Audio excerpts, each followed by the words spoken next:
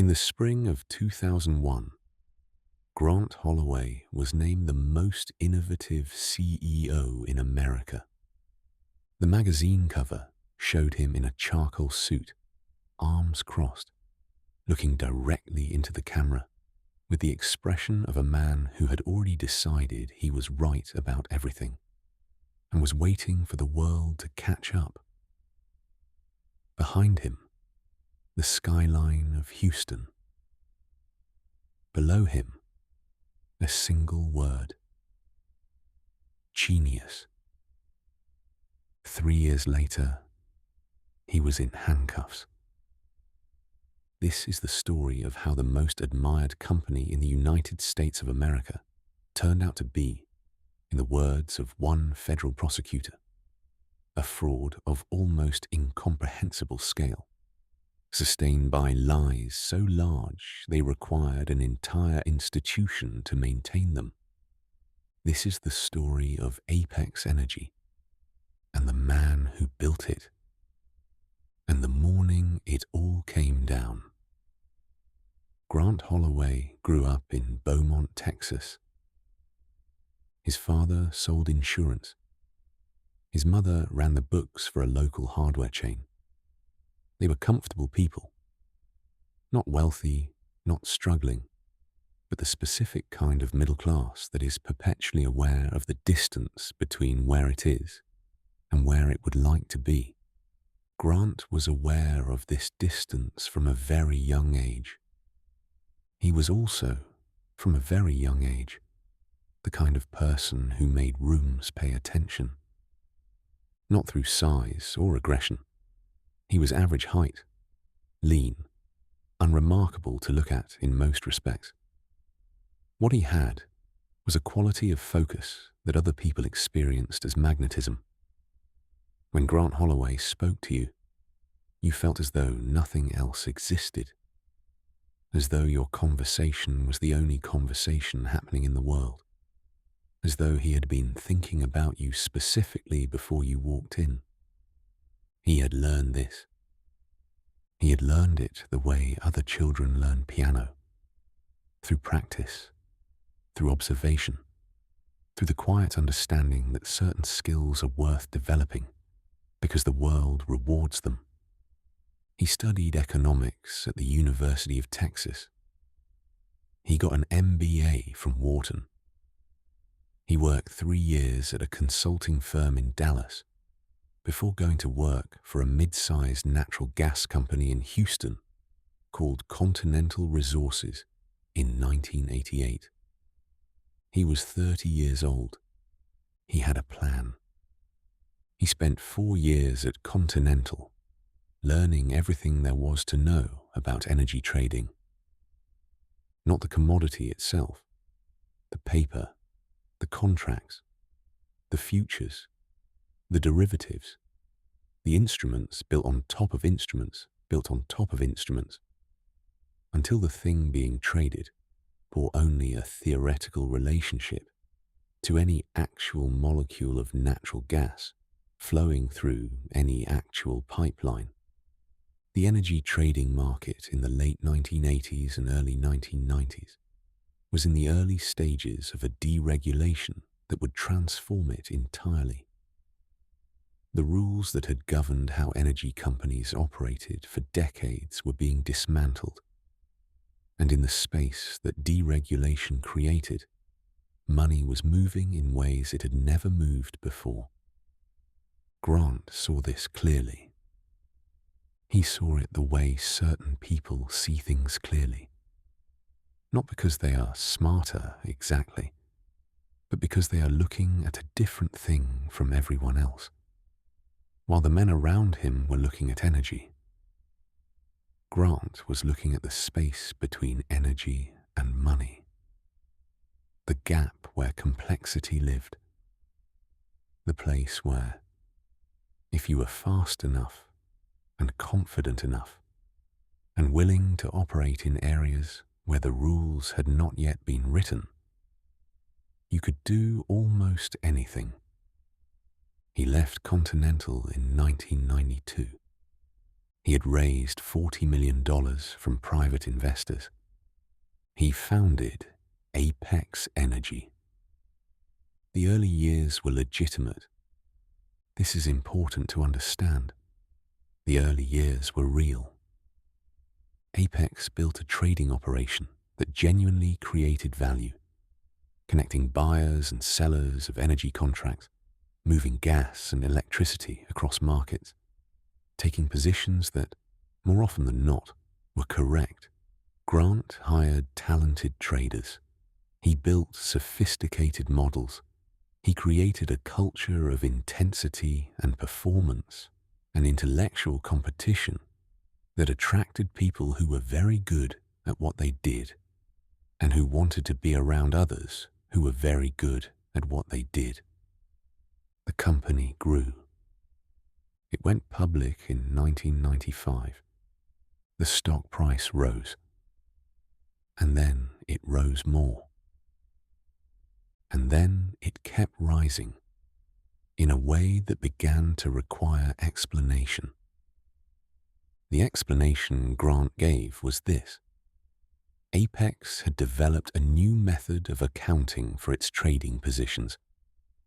Traditional energy companies booked revenue when it was received. Apex booked revenue when a contract was signed, recognizing the entire projected future value of a deal at the moment of signing rather than over the life of the contract. This was called mark-to-market accounting. It was not illegal. It was, in fact, permitted under accounting rules. What it allowed was this: if Apex signed a 20-year contract to supply energy, it could book the estimated value of that entire contract, all 20 years of it, as revenue today. Not when the gas was delivered, not when the money changed hands. Now. This made Apex's revenue figures look extraordinary. The stock analysts who covered the company could not fully explain why the numbers were so good. But the numbers were so good that the failure to explain them felt like a failure of imagination on the analyst's part, not a problem with the numbers. And Grant Holloway, in every earnings call, in every investor meeting, in every television interview, explained the numbers with such confidence and clarity that the people listening came away feeling that they had understood something complicated, which is a feeling that people find so pleasant they rarely examine whether the understanding is real. The numbers were not real.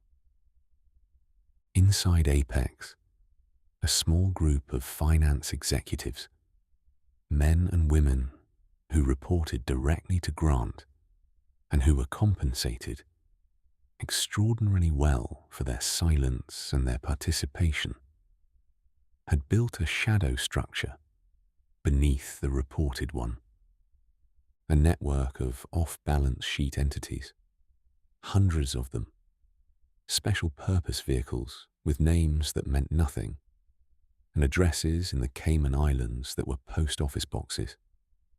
These entities existed to absorb Apex's losses, to take the bad trades, the failed investments, the write-downs that would have, if reported honestly, made Apex's financials look like what they were: a moderately successful energy company, not the revolutionary machine being presented to the world.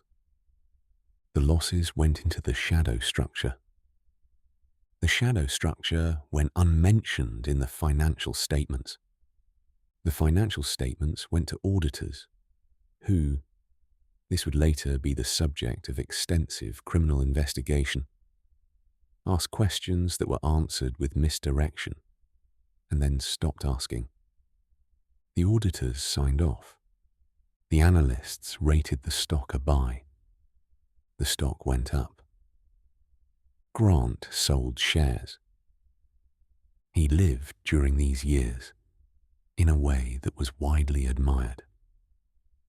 a house in River Oaks, the most exclusive neighborhood in Houston, a ranch in West Texas, a condominium in Aspen, a boat, a plane.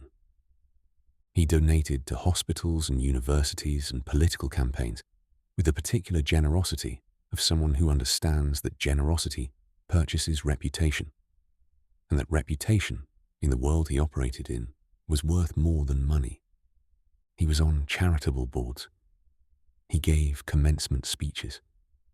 He was photographed with senators and secretaries of state, and with the CEOs of companies that were, by any normal measure, much larger than his. His employees wore Apex baseball caps on weekends. His company's name was on an arena. He believed genuinely that what he was building was real.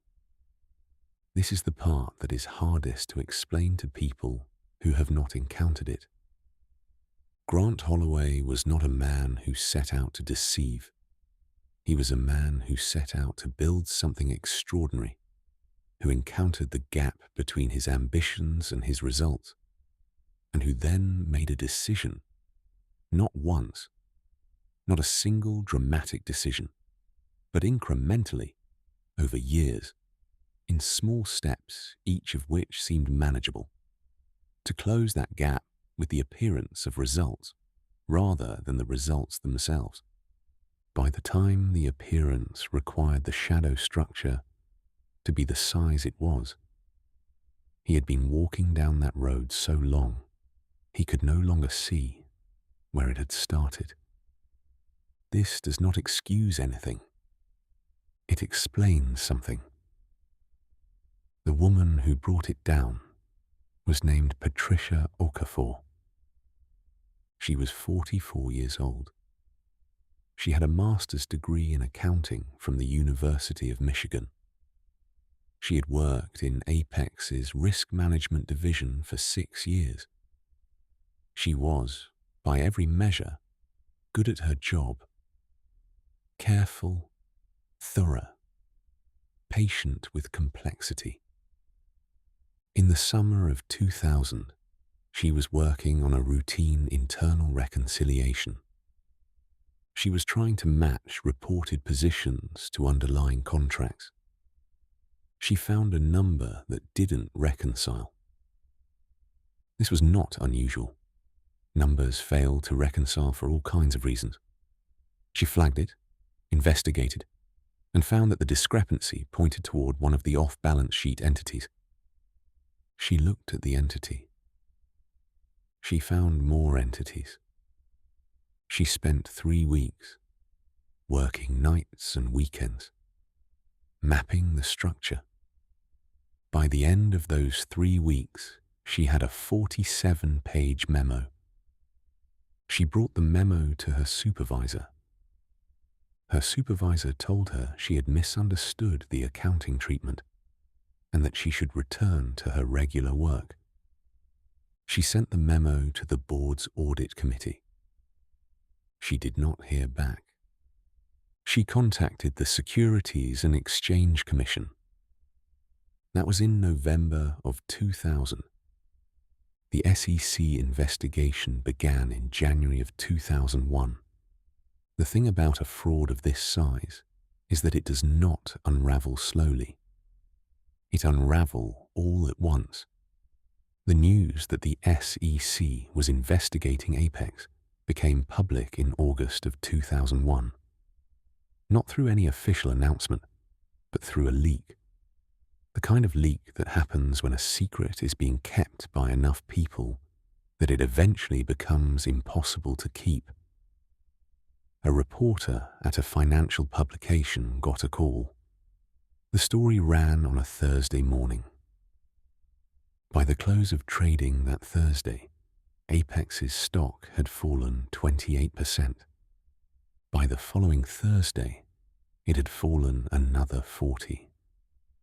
The company was trying in that period to complete a merger with a larger energy company, a merger that would have, if completed, allowed Apex to absorb its shadow structure into the combined entity and potentially survive. The acquiring company's due diligence team looked at the books. They withdrew from the deal on a Sunday afternoon.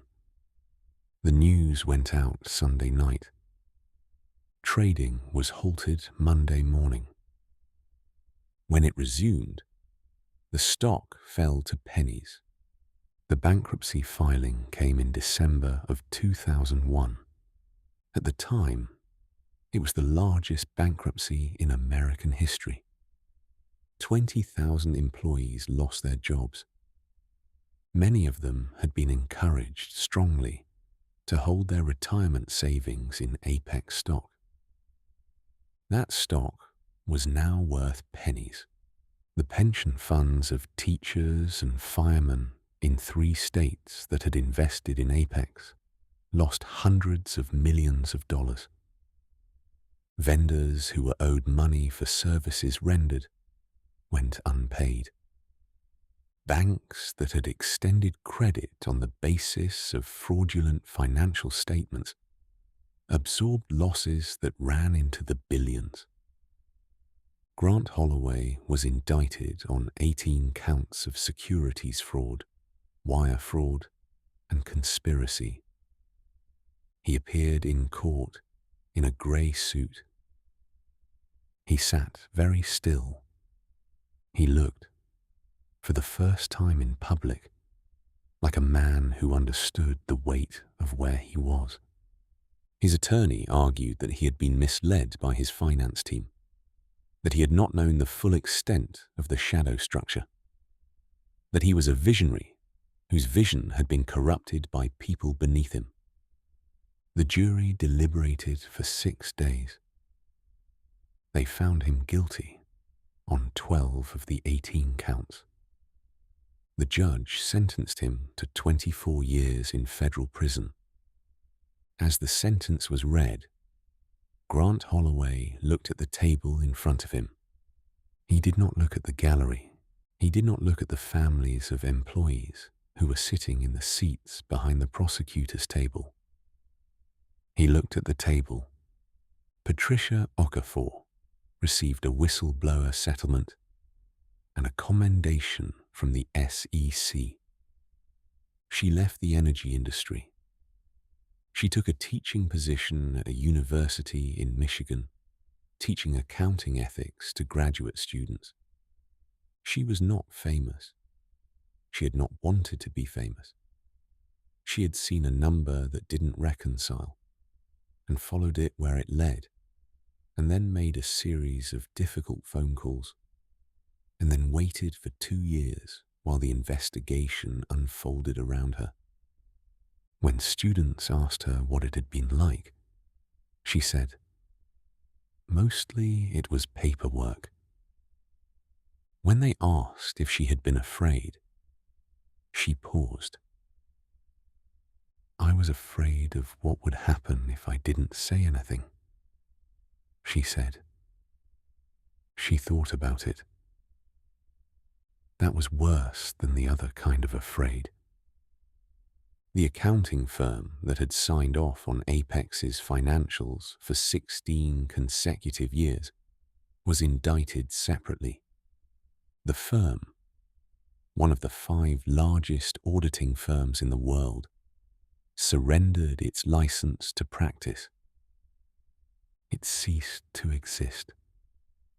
5,000 partners and employees lost their jobs and their livelihoods for the failures of a leadership team that had prioritized a single large client relationship over the fundamental responsibility of their profession. The industry was changed. New rules were written. New oversight bodies created. New requirements for auditor independence. Whether the rules would be enough was and remains an open question. Grant Holloway served 11 years before being released on medical grounds. He was 63 years old. He moved to a modest house in a suburb of Fort Worth. He gave no interviews. He made no public statements. He was seen occasionally at a grocery store, at a gas station, walking a dog along a residential street in the early morning when most people were still inside. He looked like nobody, which, at last, was accurate. Apex Arena was renamed. The new name went on the building in 2003, paid for by a telecommunications company that would itself collapse in a separate scandal 4 years later. The original letters were taken down overnight. Workers loaded them into a truck. The truck drove away. By morning, the building had a new name.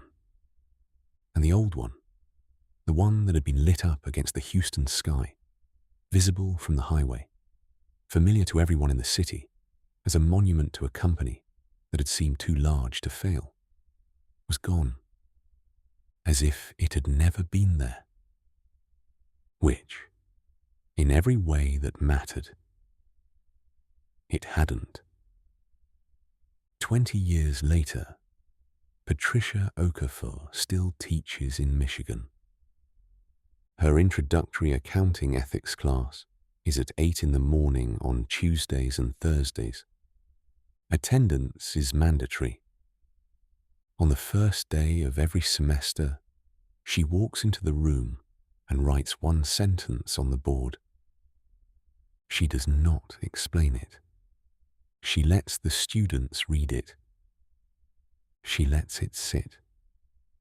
The sentence is this: the number that doesn't reconcile is the one that matters most. Then she begins to teach. What you do when no one is watching is the only measure of what you actually are. Rest on that. Let the night settle in. Everything that's real will still be real in the morning.